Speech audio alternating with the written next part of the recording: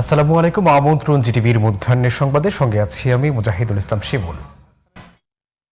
দর্শক, জ্বালানি তেল সংকটের খবর জানতে এবার আমরা চলে যাব খুলনাতে। সেখানে রয়েছেন সহকর্মী শেখ লিয়াকত হোসেন।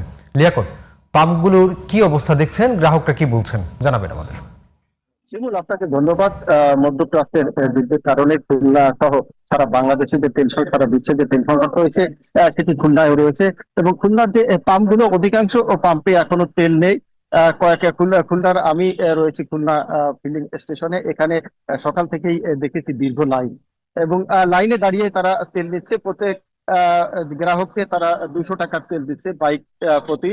এবং এরা যে সকাল থেকে, আমি আপনাকে একটু দেখাতে চাই যে দীর্ঘ লাইনে তারা দাঁড়িয়ে সকাল থেকে তারা যে লাইনে নিচ্ছে। আমি কথা বলেছি খুলনা যে 3টি পেট্রোল পাম্প রয়েছে, পদ্মা, মেঘনা এবং যমুনা।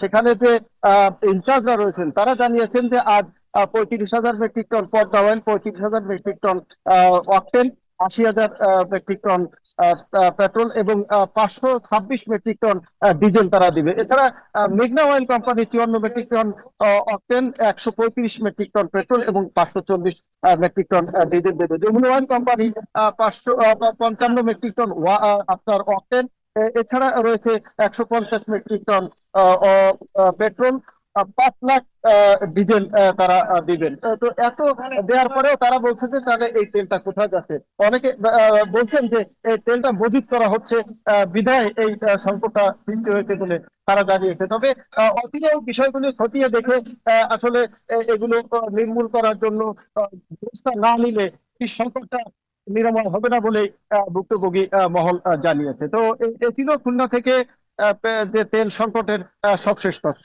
শিমুল। আপনাকে ধন্যবাদ।